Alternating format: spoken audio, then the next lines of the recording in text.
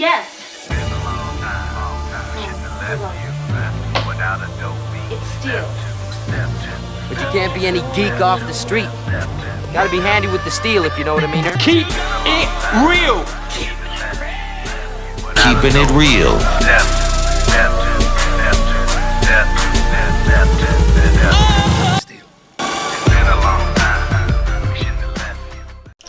Hello and welcome to the channel. My name is Steven and this is Steel Keeping It Real. So you know what today is.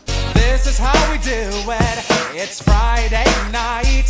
That's right, it's Friday. It's Female Friday, and on this day, I like to showcase female artists past, present, or future on the channel.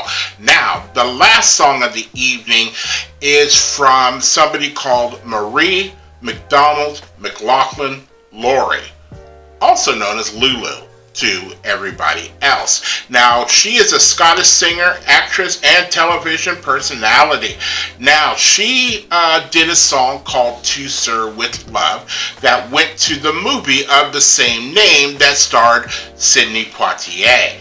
Now, she's also in the movie as well. The song peaked at the top of the Billboard Hot 100 and became the best-selling single of 1967 in the United States. At the time, it made Lulu only the second British female artist at the top of the US charts during the listings rock era after Petula Clark's Downtown in 1965, and the third in the overall history of the US charts after Downtown and Vera Lynn's Auf Wiedersehen Sweetheart in 1952, and so far the first of two Scottish female solo artists to achieve the feat. Sheena Easton became the second when she topped the U.S. charts with Morning Train 9 to 5 in 1981. Wow, we all know we can't forget that song by Sheena Easton. Woo, it was all over the place. So let's take a look at the performance on the charts. And blammo, it did number 18 in Australia, number 1 in Canada, number 12 in New Zealand, number 11 on the UK singles charts. That's kind of weird if you're a UK artist and you only make it to number 11, but you make it number 1 elsewhere. Number 1 on the Billboard Hot 100, number 9 on the Billboard top selling R&B single. She even went to R&B, and number 1 on the Cashbox top 100. So this song was a big deal. I can't think of any other Lulu song straight off the top of my head, but as I was reading this, when she was 15 years old, she topped the UK charts singing the song Shout, which was initially done by the Isley Brothers.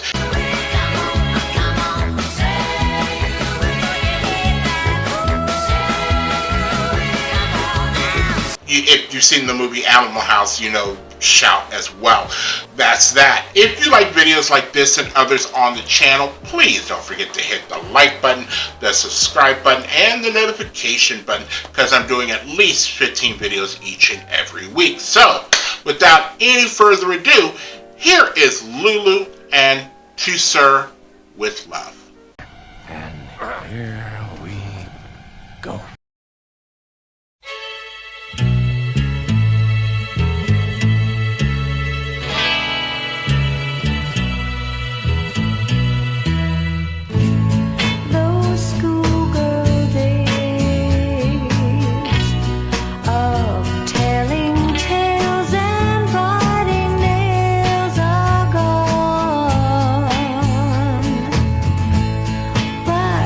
It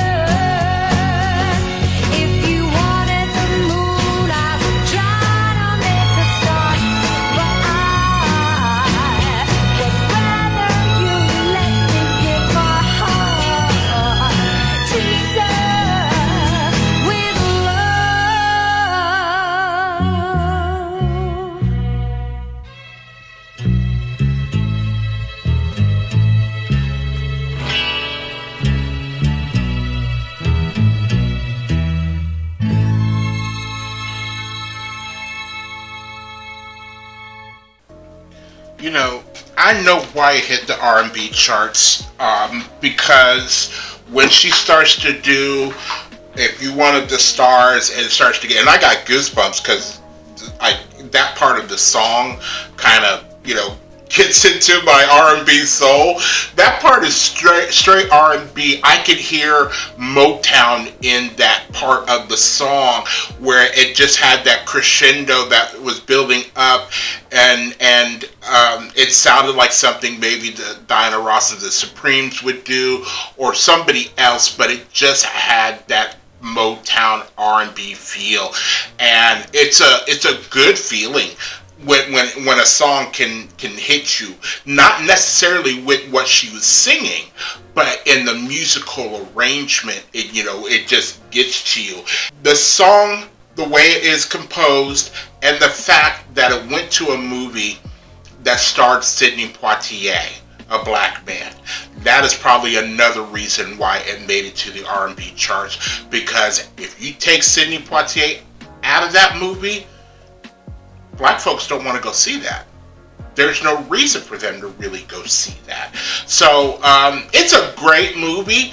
It's it's like Blackboard Jungle, or if you know what I mean, where, and maybe it's the beginning of those movies but it's exactly, I just thought about that. It's exactly the opposite. Normally it's a white teacher going into a black school and trying to teach everybody, the bad kids, like how to do things. In this case, it's a black teacher going into a white school teaching everybody like how to be, prim and proper, or just being a good person in society. And to think that this is 1967, so we're getting ready to get into the hippie age, and I think Vietnam had started somewhere around 66, maybe 65, but it really wasn't widespread as it became later on in the 60s. But, when you wanted this, that part just gets to me, man. It really does. If you are still here, I thank you very much for staying tuned. I really do appreciate it. First and foremost, I want you guys to like the videos as much as I like making them for you. After that, all you need to do to help me out with the channel is to like, subscribe, share, and comment. Peace. But wait, there's more. And I never go to his neighborhood and try to save a school, How many times are they gonna make that movie? You know that movie? The white person goes into the projects. They just have to make a difference. They just made that movie again with, was it Hillary Swank? It's like, did you even need to go see it? It's like, let me guess, she shows up and they don't accept her, right? And she goes home, she cries to her effeminate boyfriend who's wearing sweatpants and he's cooking something for some reason, right? And he convinces her to give it one more chance, right? So then she goes back down there, she starts drawing out their inner beauty. Next thing you know, they put a do-rag on her, she starts fucking dancing. And it's just embarrassing for all races involved. For the love of God, stop making that fucking movie.